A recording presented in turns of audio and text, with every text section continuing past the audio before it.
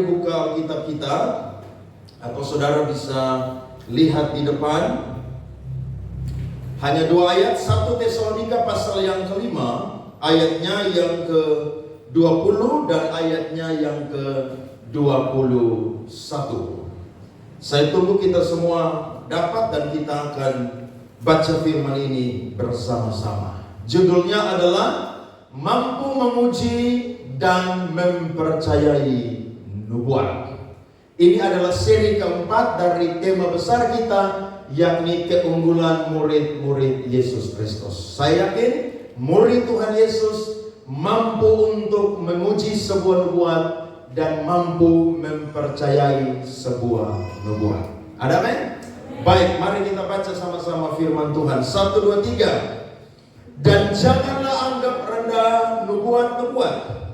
Ujilah segala sesuatu dan peganglah yang baik. Beri tepuk tangan. Silakan duduk kembali. Tuhan memberkati kita semua.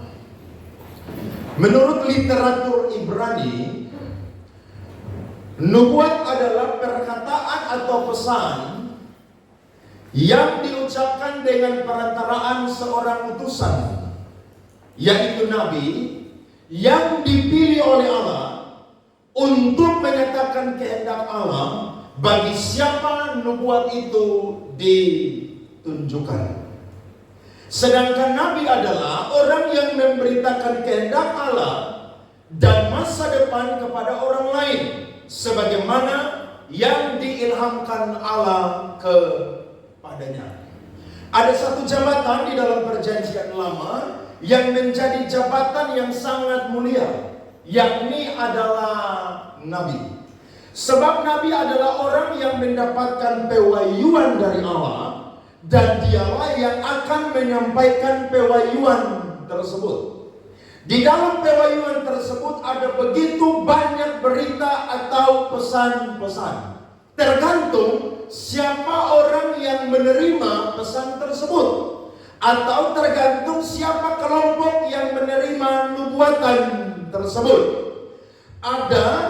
Saya dan saudara hari-hari ini melihat bahwa ada begitu banyak orang yang sembarangan menyampaikan nubuatan.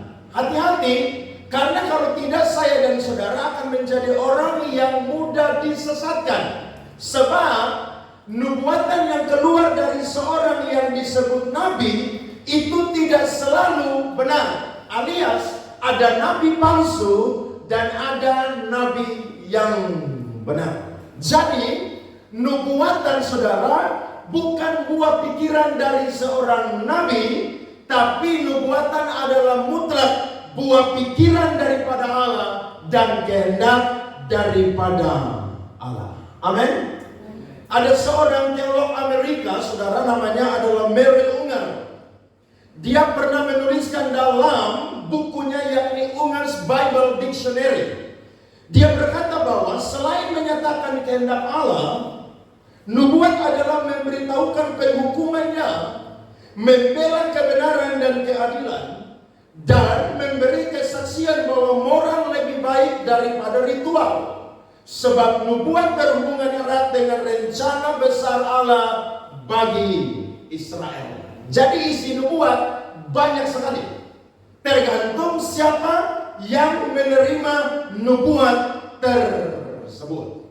Nah, di dalam Alkitab saudara, khususnya perjanjian lama, kita akan bisa membedakan mana nabi yang sejati dan mana nabi yang palsu. Saya akan menyoroti sesuai dengan 2 poin kita pada pagi hari ini adalah memuji dan mempercayai nubuat. Yang pertama, saya bagi untuk kita semua, bagaimana cara kita memuji sebuah nubuatan dari seorang nabi atau hamba Tuhan yang benar dan palsu. Kata ujilah mengandung pengertian, memiliki arti memeriksa, meneliti, percobaan untuk mengetahui mutu seorang nabi. Mari kita simak sama-sama. Yang pertama, nabi palsu itu menubuatkan apa yang ingin didengar oleh raja karena dia dibayar. Sedangkan nabi yang benar menubuatkan apa apa yang disampaikan Allah karena pengabdian. Nabi palsu itu menyampaikan nubuatan karena dia itu dibayar. Sedangkan nabi yang sejati atau nabi yang benar, dia menyampaikan nubuatan itu karena datang dari Allah dan itu karena pengabdiannya kepada Allah. Ada satu contoh, mari kita perhatikan 1 Raja-Raja pasal 22 ayat 6 sampai 8. Alkitab berkata, lalu Raja Israel mengumpulkan para nabi, kira-kira 400 orang banyaknya. Ini nabi palsu semua.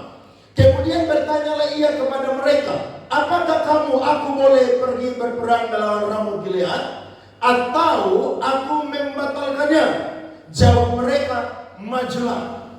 Tuhan akan menyerahkannya ke dalam tangan raja. Saudara perhatikan, nabi palsu pun juga bisa menyuarakan satu pesan yang seakan-akan itu pesan dari Allah, tapi sebenarnya itu adalah pesan pribadi dari diri mereka sendiri karena mereka dibayar atau mendapatkan uang.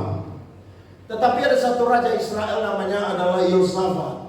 Dia bertanya, tidakkah adakah lagi di sini seorang nabi Tuhan supaya dengan perantaraannya kita dapat meminta petunjuk? Jawab Raja Israel kepada Yosafat atau Raja Yehuda, masih ada seorang lagi yang dengan perantaraannya dapat diminta petunjuk Tuhan, tetapi aku membenci dia, sebab tidak pernah ia menubuatkan yang baik tentang aku, melainkan malah petaka.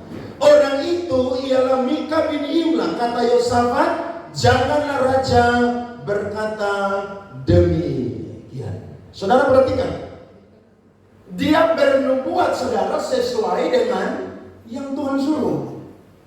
Jadi kalau itu pesan Tuhan, seorang hamba Tuhan yang sejati atau benar ngomong tidak akan pernah pakai perasaan. Amin. Jadi kalau saudara dengar khotbah keras dan memang pesannya keras, saya dan saudara harus mau menerima, karena itu pesan Tuhan. Ada amin? Ini Raja Israel bilang, saya benci dia. Kenapa benci? Karena kalau dia bernubuat selalu yang jahat saja untuk saya. Ya memang lu jahat, makanya harus bertobat. Iya dong. Orang kalau jahat, saudara dengar firman yang keras harus apa? Bertobat. Saudara mau tersinggung, silakan tersinggung. Yang rugi saudara, bukan orang lain. Yang rugi bukan Tuhan, tapi saudara yang rugi. Sebab apa? Firman Tuhan ketika disampaikan, maka dia lebih tajam dari pedang bermata dua. Amin. Jadi saudara tidak bisa sembunyi sesuatu di hadapan Tuhan. Nah, ini model sama seperti hamba-hamba Tuhan hari ini yang melayani sampaikan firman Tuhan karena apa? Uang. Khotbah dikit ngomong uang, khotbah dikit ngomong uang. Uang itu perlu. Siapa bilang gereja tidak perlu uang? Gereja butuh uang. Beli kursi, isi token listrik, beli sound system, diakonia, dan lain sebagainya. Gereja butuh uang. Tapi ingat, seorang hamba Tuhan yang sejati, motivasi melayaninya bukan karena cari uang. Saudara kalau mau cari uang jadi hamba Tuhan, berhenti jadi pendeta, jadi pengusaha. Lebih kaya. Kalau jadi pendeta gaji berapa? Makanya ada pendeta-pendeta Pentakosta karismatik bilang, kami khotbah uang karena kami kan tidak digaji. Betul tidak digaji, tapi kan ada bagian setiap bulan. Sekian persen dari kolekte dan perpuluhan. Melayani tidak cari-cari uang. Saya bingung kalau ada pendeta yang khotbah hari ini satu kali khotbah tarifnya berapa. Bahkan kemarin saya baca di internet, ada seorang pendeta kalau memberkati orang nikah bayar 40 juta. Itu pendeta model apa?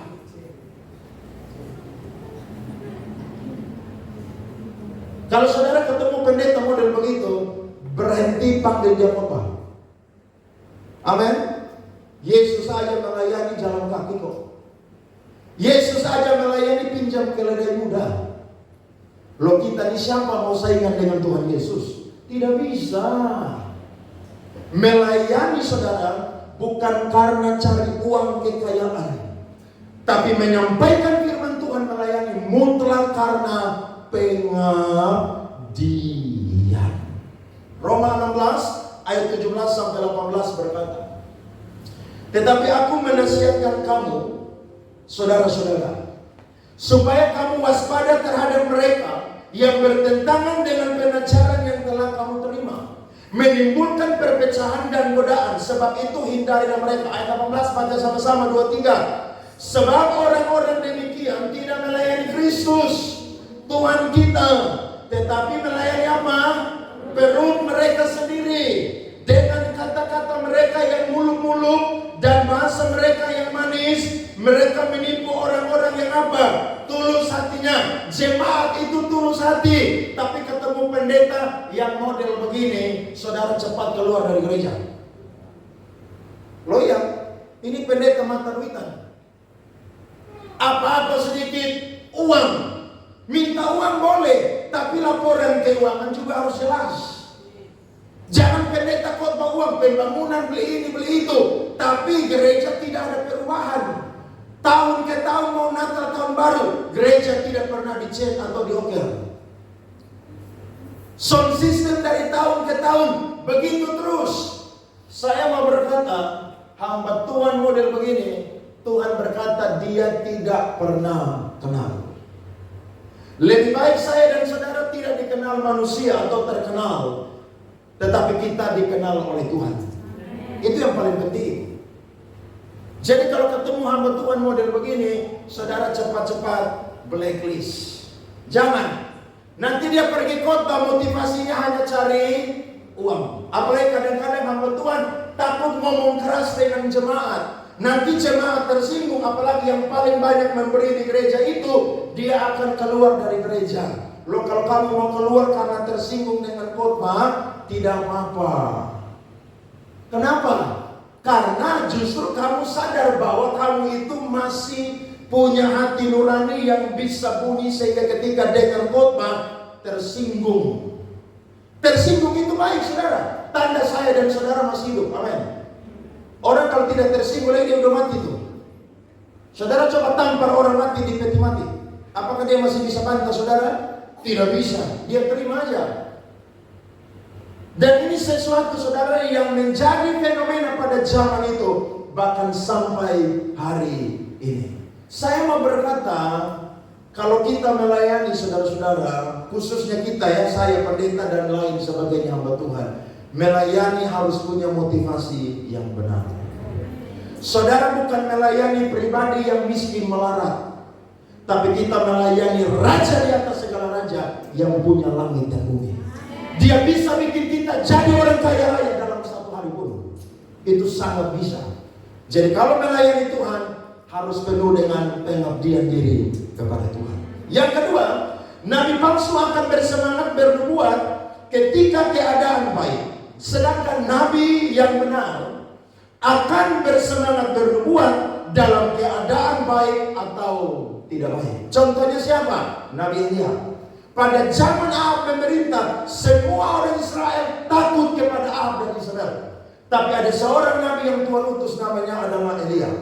Tuhan bilang begini, pergi katakan kepada Ahab, hujan tidak akan turun 3 tahun setengah kalau Elia itu mengatakannya. Setelah Elia mengatakan apa yang Tuhan perintahkan, pergi bersembunyi di sungai Kerit, minum dari air sungai Kerit, dan Tuhan akan memberkati engkau, mengirimkan kepada engkau setiap hari roti dan juga daging. Siapa yang mengantar roti dan daging? Burung gagak. Burung gagak burung yang paling rakus, tapi hanya mau antar makanan kasih hamba Tuhan namanya Eli. Roh rakus dari burung itu Tuhan matikan. Saudara bisa bayangkan? Tuhan tuh tahu mencukupi kebutuhan kita. Jadi kalau melayani harus semangat. Paulus bilang kepada Timotius, beritakan Injil, baik atau tidak baik keadaannya. Amin. Jadi ngomong firman aja. Yesus aja ditolak kok, masa kita hamba Tuhan ditolak itu sesuatu yang baru? Itu biasa. Melayani bagi Injil semangatnya, karena saya dan saudara adalah hamba Tuhan yang benar. Tidak usah mut-mutan. Kalau baik kepada Tuhan.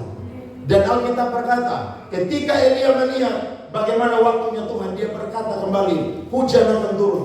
Dia kalahkan 450 nabi Baal. Setelah itu hujan turun di Israel dan sekitarnya. Dia bernubuat karena ada semangat yang Tuhan taruh di hidupnya. Yang ketiga saudara, nabi palsu bernubuat apa yang nantinya tidak terjadi atau karangan sendiri. Sedangkan nabi yang benar itu bernubuat apa yang pasti terjadi. Makanya hamba Tuhan saudara itu tidak boleh sembarangan bernubuat. Nubuat tidak akan keluar setiap hari. Nubuat akan keluar sesuai dengan kebutuhan. Tuhan lihat orang ini memang butuh nubuat, baru Tuhan sampaikan. Hamba Tuhan yang sejati ketika dia ngomong firman pasti terjadi. Bukan berarti dia sempurna, tidak. Tapi tidak akan pernah meleset apa yang dia sampaikan. Mari kita lihat Ulangan 18 ayat 22. Apabila seorang nabi berkata demi nama Tuhan dan perkataannya itu tidak terjadi dan tidak sampai, maka itulah perkataan yang tidak difirmankan siapa saudara? Tuhan. Dengan terlalu berani nabi itu telah mengatakannya, maka janganlah gentar kepadanya. Jadi kalau seorang nabi dia ngomong firman, itu lambat atau cepat pasti terjadi. Pasti. Saya waktu sekolah di Proskuneo Bandung, pas doa pelepasan, ada seorang pendeta namanya Pendeta David Cakra. Dia gembala jemaat di GBI-nya Pak Niko di Bandung. Dia doa buat saya, dia bilang, Tuhan taruh di hati saya, kamu akan jadi pendeta. Saya baru lulus SMA. Cita-cita saya waktu itu mau jadi polisi. Tidak jadi. Kuliah lamar di kampus-kampus di Kupang, tidak ada yang lulus. Mau pergi kuliah di ISI Jogja, saudara ambil musik. Supaya apa? Jadi musisi, jadi dosen musik. Tidak jadi, sakit. Terakhir betul, sakit, akhirnya Tuhan panggil jadi pendeta. Berarti itu hamba Tuhan yang benar. Karena apa yang dia ngomong itu mutlak terjadi. Amin. Kemudian yang keempat, nabi palsu bisa bernubuat dan terjadi. Perhatikan. Tetapi mengakui suatu norma teologi yang berbeda dengan yang telah ditetapkan oleh Musa, maka dia adalah nabi palsu. Jadi yang ketiga tadi dia ngomong tidak terjadi. Tapi yang keempat ini dia ngomong tapi terjadi. Tapi persoalannya adalah apa? Persoalan doktrin atau norma teologinya itu saudara bertabrakan dengan apa yang dicatat di dalam Alkitab. Kita lihat firman-Nya. Ulangan 13 ayat 1 sampai 2 dan ayat yang kelima. Apabila di tengah-tengah memuncul seorang nabi atau seorang pemimpin dan ia memberitahukan kepadamu suatu tanda atau mujizat, dan apabila tanda atau mujizat yang dikatakannya kepadamu itu terjadi dan ia membujuk, perhatikan, mari kita mengikuti Allah lain yang tidak kau kenal dan mari kita berbakti kepadanya. Ayat 5 berkata, nabi atau pemimpin itu haruslah dihukum mati. Kenapa dia dihukum mati? Karena nubuatannya itu terjadi, ramalannya terjadi, tapi dia punya doktrin atau pengajarannya itu salah. Jadi semua orang bisa ngomong firman, tapi kalau doktrinnya salah, itu sesuatu saudara yang berbahaya. Makanya firman Tuhan berkata dalam Matius pasal 7 mulai dari ayat 20 sampai 24. Dari buahnya lah kamu akan mengenal mereka. Nanti orang ketemu Tuhan tanya, Tuhan, bukankah aku bernubuat demi namamu? Bukankah aku melakukan mujizat demi namamu?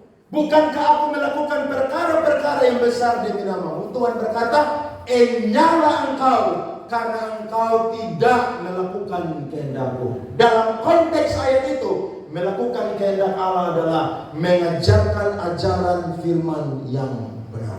Kalau saudara pernah dapat nubuatan dari seorang hamba Tuhan, uji itu dengan baik-baik. Saudara tidak boleh dengar nubuatan terus saudara berkata omong kosong. Jangan. Kalau saudara datang ibadah atau KKR didoakan oleh hamba Tuhan, tiba-tiba dia doakan saudara, maka saudara tidak boleh tolak apa yang dia nubuatkan. Tetapi saudara dengar, saudara simpan, kemudian saudara doa dan saudara uji. Kalau benar itu terjadi, memang memang itu datang dari Tuhan dan hamba Tuhan yang benar. Tapi kalau tidak terjadi, berarti itu hanya ramalan diri sendiri dari orang yang mengandalkan bahwa dia adalah orang yang mendapatkan firman Tuhan. Adakah saudara yang pernah dapat pesan Tuhan dalam hidupmu? Kalau saudara pernah dapat, doakan itu dan uji dia setiap hari. Saya jadi hamba Tuhan ini karena produk pernah dapat nubuatan. Bahkan saya tunggu saudara, nubuatan dari 3 hamba Tuhan yang berbeda yang berkata, kamu akan jadi hamba Tuhan dan saya akan pakai kamu melayani sampai bangsa-bangsa.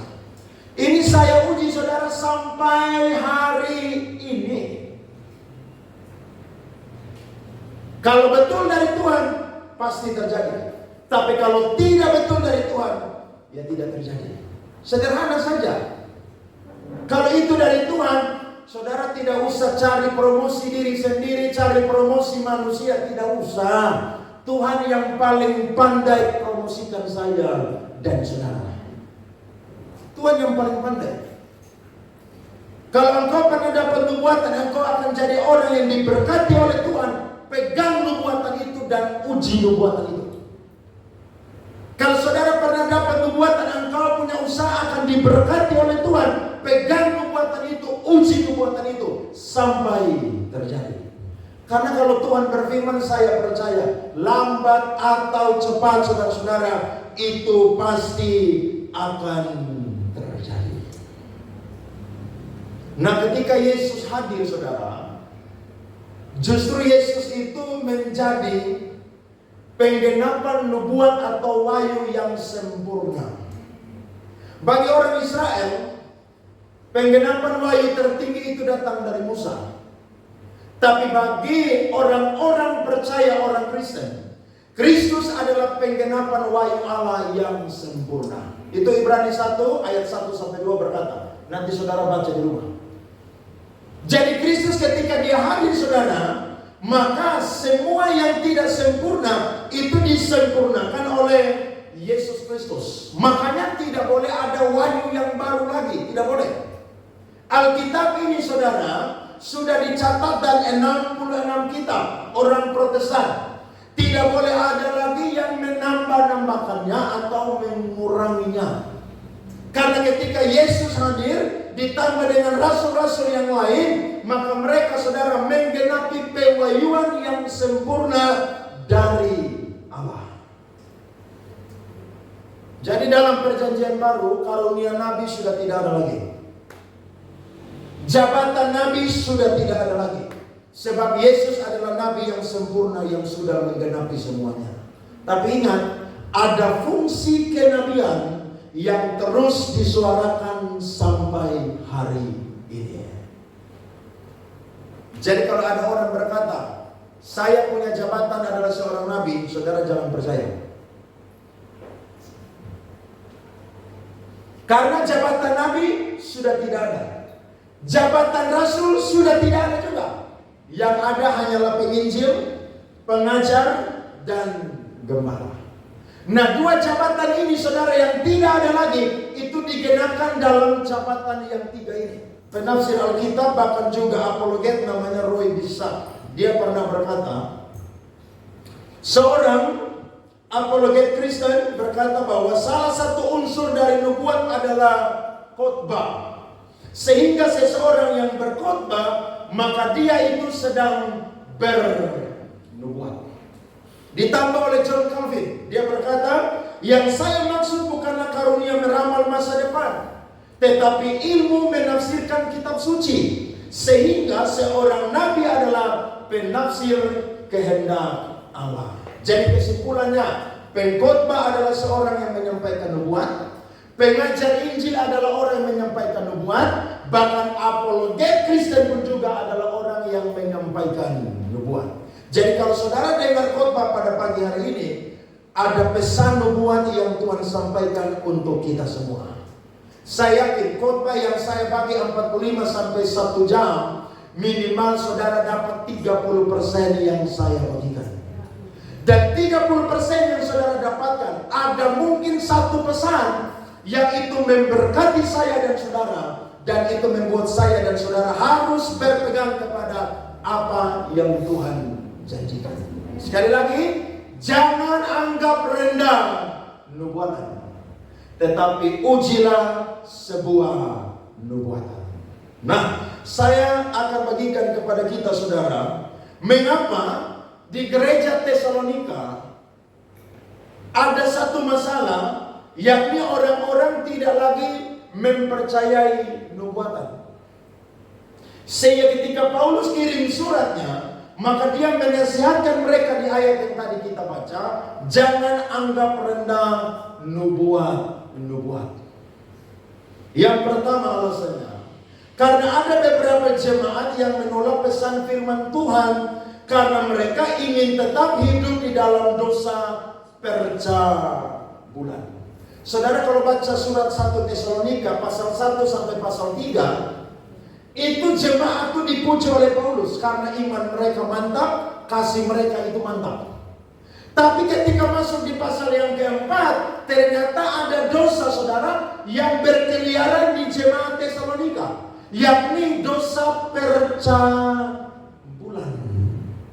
Makanya Paulus berkata, ambil seorang perempuan dan kawin. Jadi jemaat ini seakan-akan baik, tapi saudara-saudara, ada dosa dalam jemaat yang tidak pernah tahu dibereskan.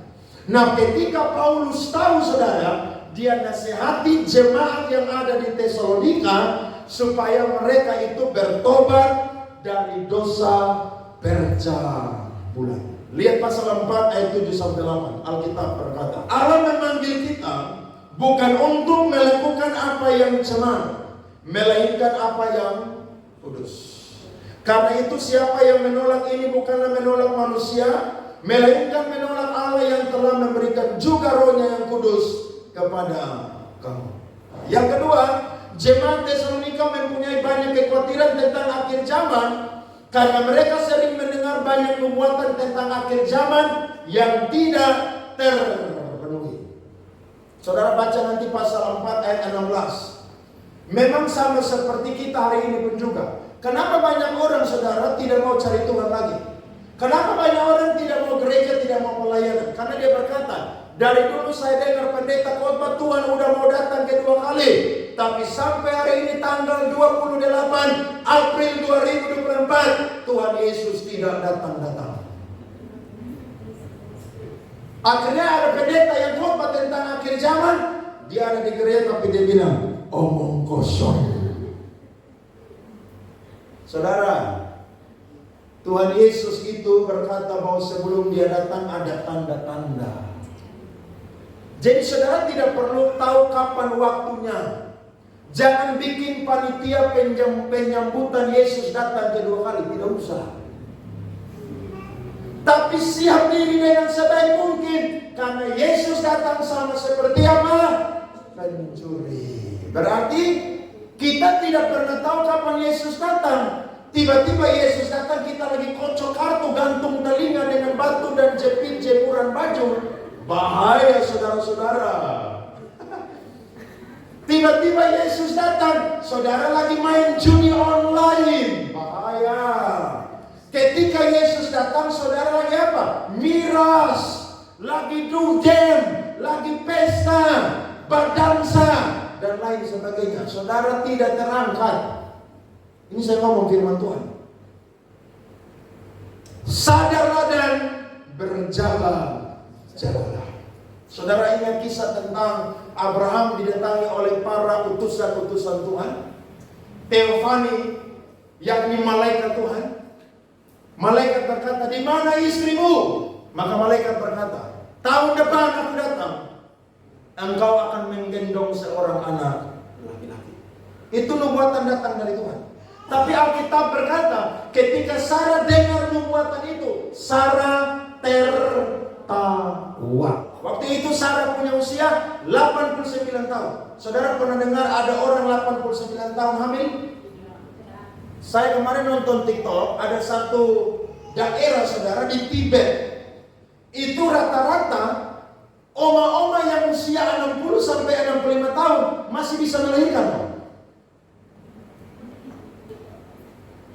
Itu oma-oma di sana, kalau di sini tidak ada, di sini udah layu semua.